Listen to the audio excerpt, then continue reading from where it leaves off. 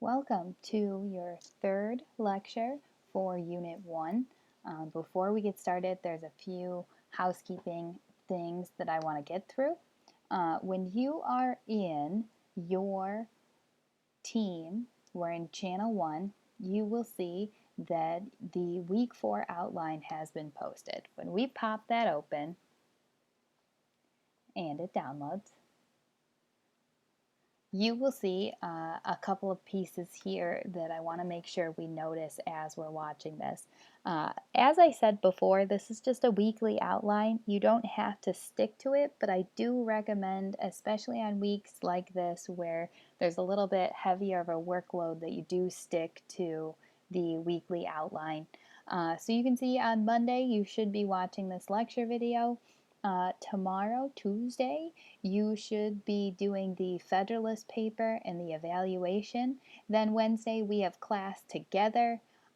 Thursday, I would recommend working on your first paper. And then Friday, your first exam will open. We'll talk about this more in class on Wednesday, but your exam will only be open on Friday. I will open it in the morning. That way, you guys who have study halls and things like that at different times throughout the day can work at it at your leisure, and it will be due by 11:59 on Friday. If it's not in by 11:59 on Friday, then you will get a score of 0. There is no late work for a unit test. Those are open for a period of time, and if they're not turned in on time, then there is no late work. I want to make sure that's very clear. Let's talk about the assignments that you have for this week. So you can see that your Journal 3 is open, your Federalist paper evaluation is open. You've done those. You guys have been doing great at those. Keep up the good work. Your short paper for Unit 1 is also open. I want to look at what this paper entails. Listen to these directions very carefully. There is a video posted that you were to have watched last week that goes over in more detail exactly what the short paper expectations are. This is a brief overview of those directions. You are going to choose one of these questions, not two, not all, just one of the following questions that are listed there, whichever of your choice that you would like. For that question, you are going to write a well-organized response that includes an introduction, body paragraphs, plural, more than one, and a conclusion.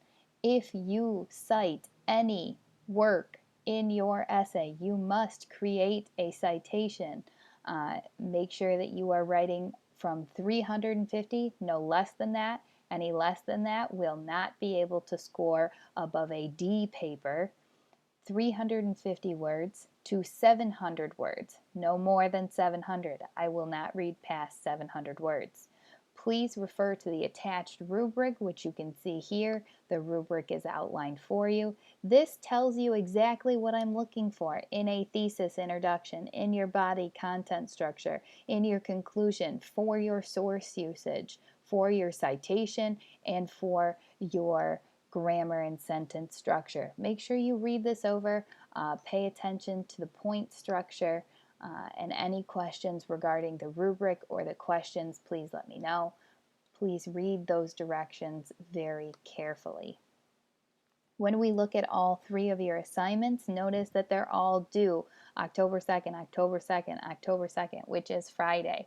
Do not try to do all of these on Friday. Remember, you also have an exam that will only be posted for Friday. Pace yourself this week. Make sure that you are following the schedule. That guide will help you. It will make it possible to finish this work throughout the week. Any questions? As always, let me know. All right, we are going to get down to the lecture. I promise to keep this one as short and sweet as possible. It will not be an hour long because the workload for this week is so heavy. We want to make sure that the lecture is a little bit lighter.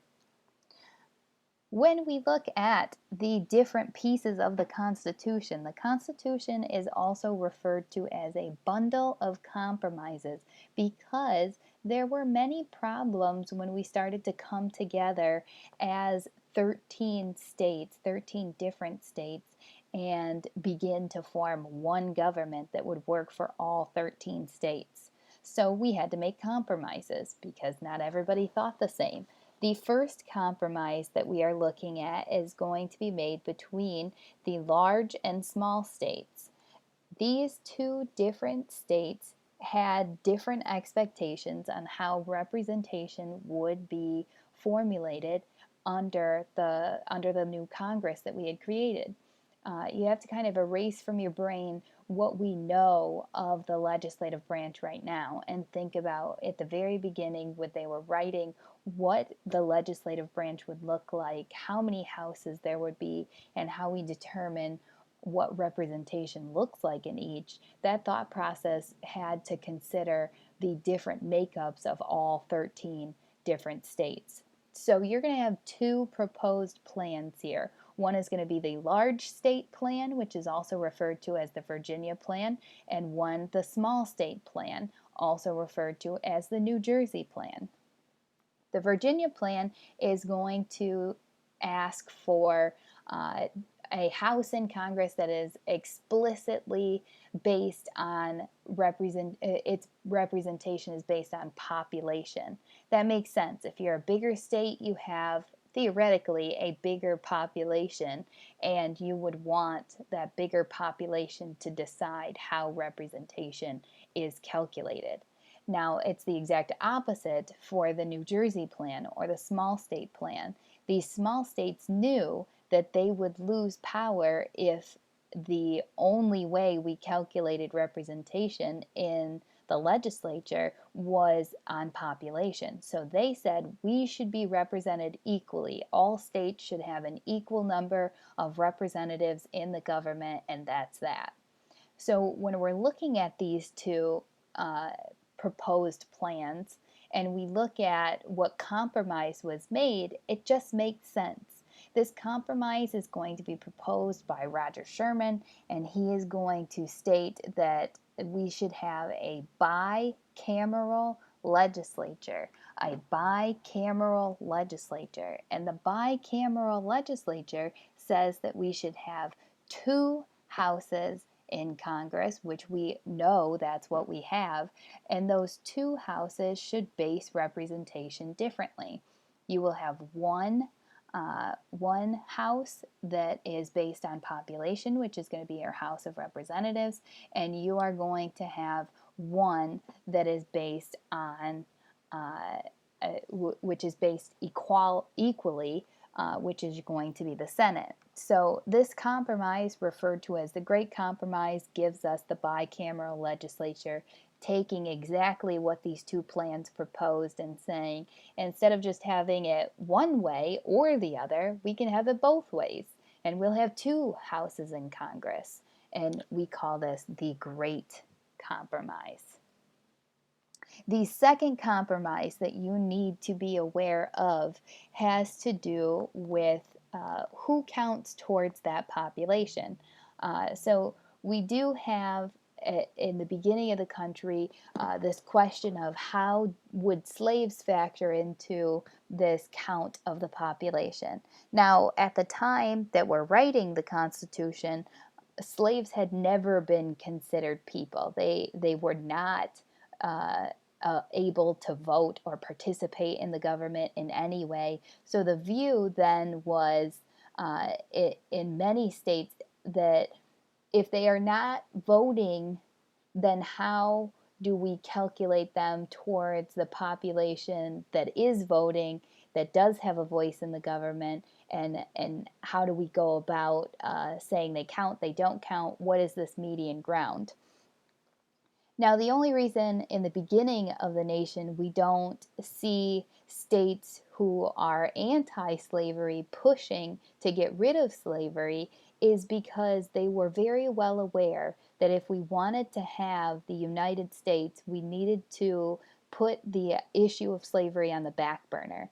If we had begun the country and took on that argument right at the beginning, we would have lost the southern states. And at that point in time, it was too risky of a move to say, okay, let's go full abolition of slavery right now, because we could have had the South break away. They could have made their own country. Then we would have lost power. We would have lost a chunk of the economy. It would have been very dangerous to take on that argument that early in the country. So instead of abolishing slavery and getting rid of slavery, we have to come up with a compromise, which is the Three-Fifths Compromise. Uh, the debate here is that in the North, there's an argument that the slaves should not count towards the population. Like I was saying, they've never been considered people in any other way. They're not a voting population, so why should we consider them when it comes to the count of representatives for each state? And the North really didn't want to give up any power in Congress, and allow the South to have more representatives, which would mean more power when it came to voting. And of course, the South is going to say they should count because they want power, and they would like to have more representation. So what we come up with is the Three-Fifths Compromise. 3 out of every 5 slaves would count towards the total population to determine representation in the House. Uh, the other piece of this that we often overlook is that when we're looking at the design of the Constitution, and as I said, we couldn't abolish slavery right off the jump, there were people, delegates at the Constitutional Convention that disagreed over the slave trade. They didn't believe that it was a good look for the country, breaking away, arguing against an oppressive government. Doesn't really look good to have an economy dependent on suppressing a portion of the population. But by the end of the convention, even by the end of the convention in 1789, some of the northern states had outlawed slavery. Not all, and it's not something that is any more to be considered than in the beginning you're going to have that seed planted of there's two sides to this issue, two very polarized sides to the issue of slavery. But these states in the North that had already outlawed slavery wanted to take the next step and ban the slave trade, and they wanted that included in the Constitution. But of course, the southern states are going to object to this because they rely heavily on the slave trade and the importation of slaves to keep their economy going. So there really was no end-all be-all to this idea, and we were at the time designing a government for a brand new nation, and there was no way to solve all of these problems at once. So instead of deciding on the slave trade and the issue of slavery, we come up with the idea that there will be a compromise, and the slave trade is allowed to continue for 20 years. And after that 20 years' time, Congress could then step in and begin regulating it. And it won't be until 1808, which is your 20 years later, that Congress will abolish the slave trade. So they kind of put a plug in the issue for 20 years, and that's part of this compromise between the northern states and the southern states. So a lot of pieces of this puzzle for the Three-Fifths Compromise, but at the root of the issue is slavery in the North and the South, and what those thoughts are between the two parts of the country. You really see the seeds of the Civil War here in the Three-Fifths Compromise, and it's inevitable. It was from the beginning, it was inevitable that this would happen. When we look at the Three-Fifths Compromise in the Constitution, it's important to look at this language. Representatives and direct taxes shall be apportioned among the several states which may be included within this Union, according to their respective numbers, which shall be determined by adding the whole number of free persons. And they even go on to clarify who free persons is, which is including those bound to service for a term of years. And we'll talk about this in the next unit, but that's the inclusion of indentured servants, people who were working and bound to to a landowner, in a different format. And they go on to say, we exclude all Indians not taxed, and we are excluding 3/5 of all other persons.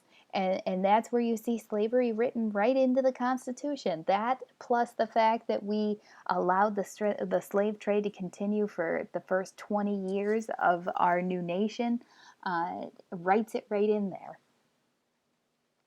Okay, moving forward, we have some powers, principles that are vested in the Constitution, and these principles begin right with the preamble. Now, the preamble of the Constitution is the first paragraph. If we look at the Constitution as a long essay, when we look at the preamble, this is your introduction. And in an introduction, we introduce the ideas and the main argument, which will follow in the rest. And that's exactly what the preamble does. It sets up the goals and the ideas that will travel through the rest of the document. It begins with the words, we the people.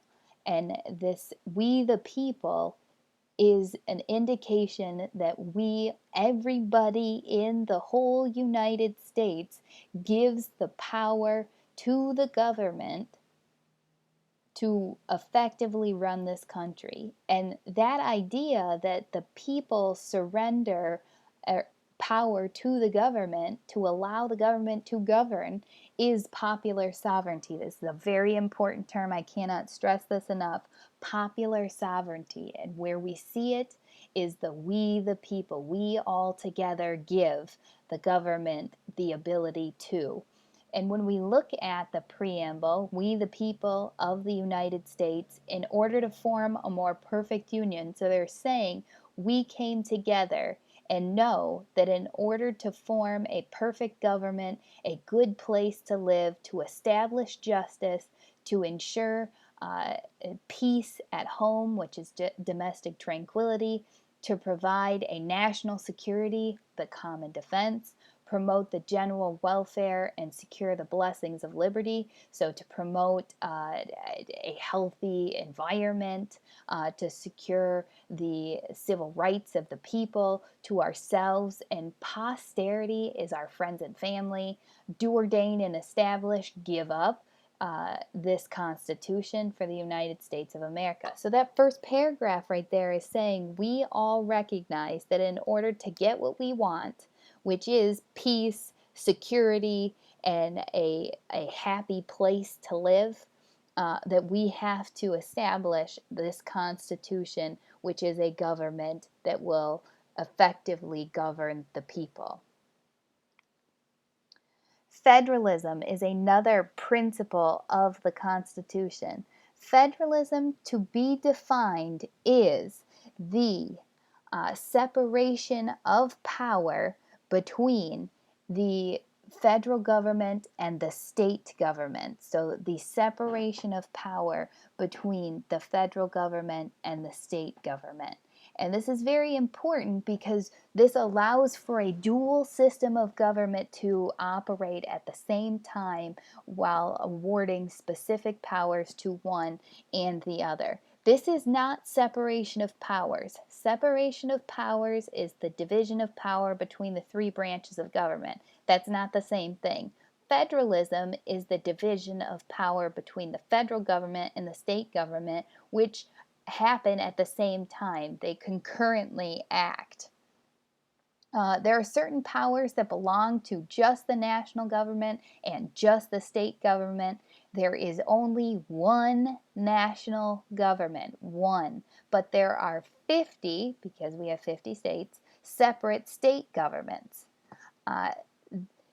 When we look to which is more powerful, which one do we listen to over the other one, we look at the Supremacy Clause.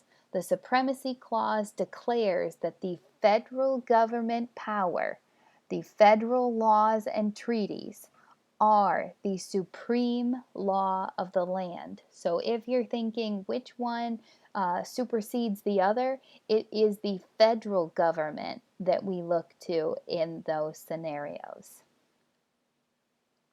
When we look at state versus federal legislature, uh, federal laws apply to all 50 states. State laws apply to only that specific state. When we look at federal bodies, that is going to be the U.S. Senate and the U.S. House of Representatives. When we look at state bodies, that is your New York State Senate and your New York State Assembly. When we look at the scope and control of what has or which has what power, when we talk federal scope, that is national defense, that is federal taxing, that is immigration laws. When we look at the state scope of power, that's funding for schools, the state parks, your state environment, state taxing.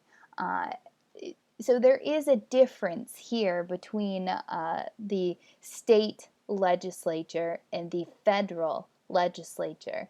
So federal is Congress, state is going to be the state level, which is New York State Senate. New York State Assembly is your equivalent to the House of Representatives. When we look at the different types of powers when it comes to federalism, there are a few different categories that we need to address. The first category of powers is delegated powers. These are powers that are specific just to the national government. Some examples of this are printing money, because it would be a disaster if all 50 states got to choose which kind of money they wanted, what kind of currency, and printed it on their own. The federal government regulates interstate trade. That's an example of that would be from New York State to Pennsylvania. That's from state to state trading, as well as foreign trading. That is when the United States trades with another country.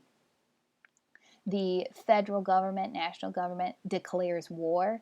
Imagine how big of a disaster it would be if states got to decide on their own to go to war. You could have Florida fighting with Europe at any point in time, and then the rest of the country may not even know it. So we declare war as all 50 states together. When we look at reserved powers, the part of the Constitution that outlines reserved powers is the 10th Amendment. And that tells us these are powers that are set aside specifically to the states. Some things that are included here is education. That's why in some states you saw Common Core being used, in some states you didn't. That was decided state by state. Intrastate commerce, which is if you wanted to trade from Cuba to Jamestown, both are within New York State, that is regulated by the state government. Traffic laws, marriage and divorce laws, health and safety standards, professional licensing, so what it takes to become a teacher or a doctor, or a lawyer, so those are set by the state standards. The certification testing for those different professions can be different from state to state. Another type of powers is concurrent. Concurrent means happening at the same time. They each get this power while it's enacted separately, they are both given the power to happen at the same time. So concurrent, together, simultaneously happening. These are powers that are exercised by both the state and the federal government, national government, however you want to put it. This taxing, if you get a paycheck, you can see that there are federal taxes, there are state taxes. Building roads and bridges, there are state roads, there are federal roads, national roads. Maintaining the courts and prisons, there are federal prisons, there are state prisons, there are local courts, there are federal courts. So the three types of powers that we have so far: delegated, which just belongs to the federal national government, reserved just for the states, concurrent happening at the same time, both the state and the federal. Two more types of powers. We have implied powers. Implied powers are also known as the elastic clause. Think of a rubber band.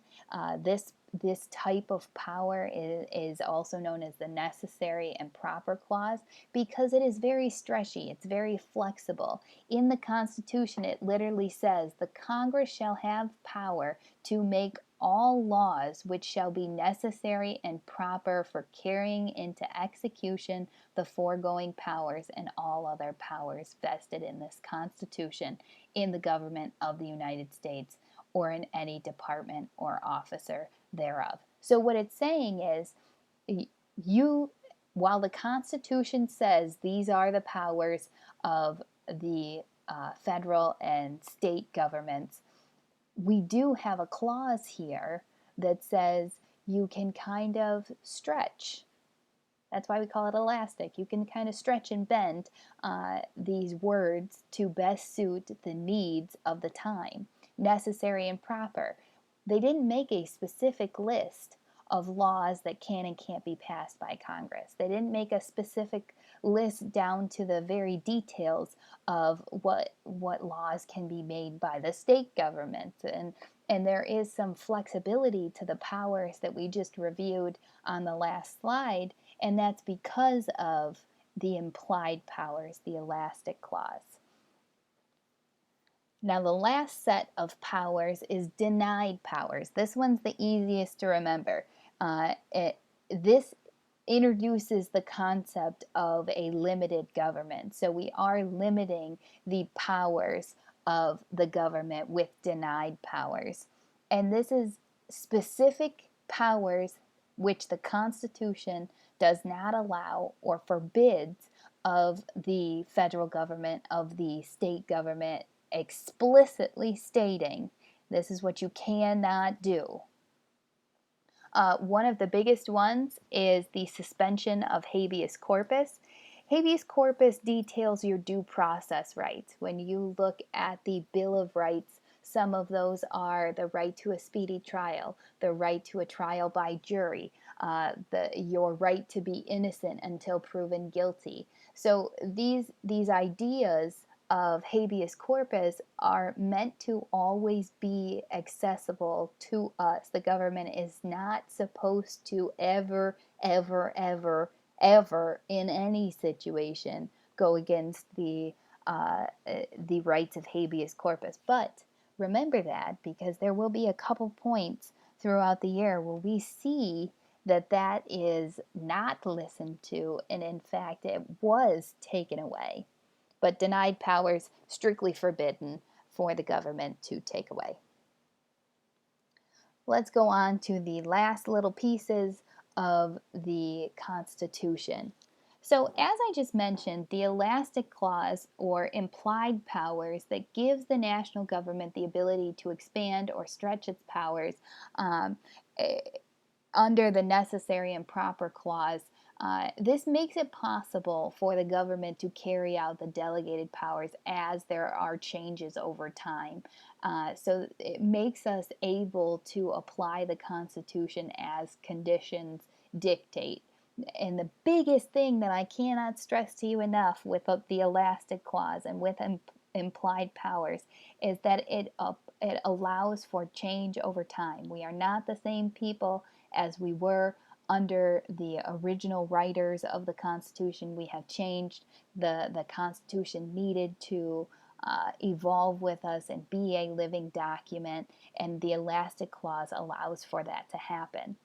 So when we're reading the Constitution, there are really two ways to interpret it, and the root of your interpretation boils down to where you stand on the elastic clause.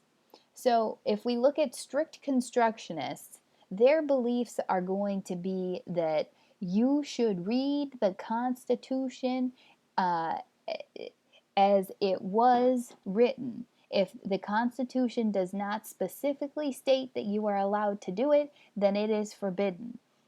They will believe that the elastic clause should be used very sparingly, that we should not be changing our interpretation, that we should not be reading between the lines, that we should be taking the Constitution for the words that are on the page. We also see here that this is going to be Thomas Jefferson. He is our strict constructionist example. Strict constructionists are going to prefer states' rights over the federal government power because they believe that the people should have more rights, should have more say than the federal government. And this, it really is true to the name. Strict constructionists read the Constitution very strictly. Now, the opposite side of that argument is loose constructionists.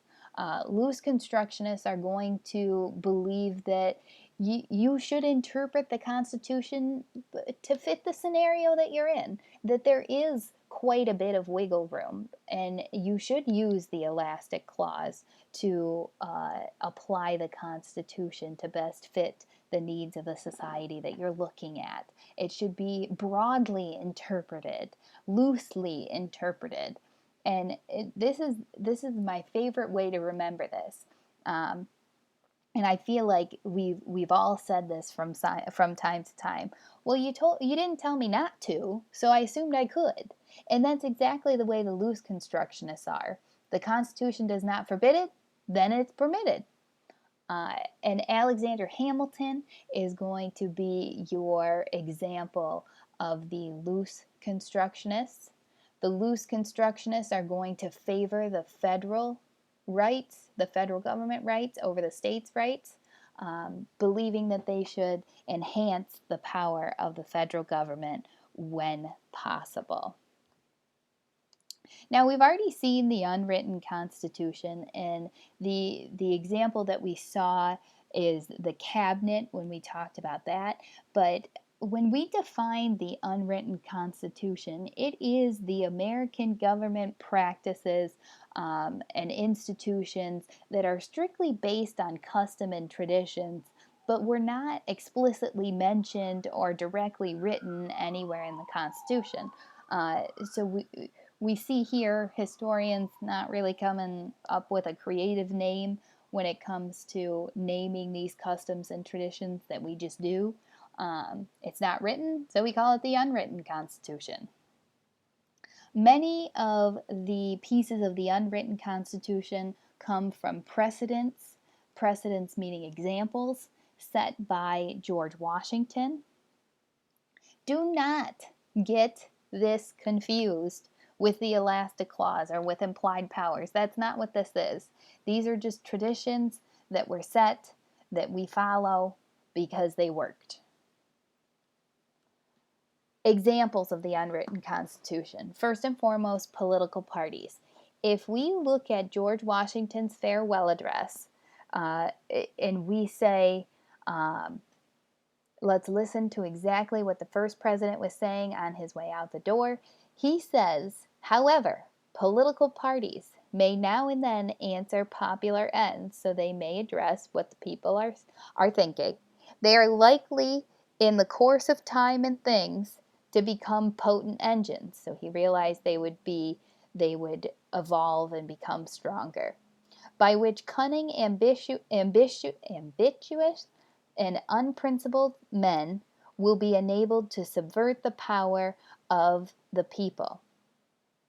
So he's saying that we're going to have people who are a little too ambitious for their own good, and they are going to rise to the top and kind of take away from the power of the people, and to usurp for themselves the reins of the government, destroying afterwards the very engines which have lifted them to unjust dominion.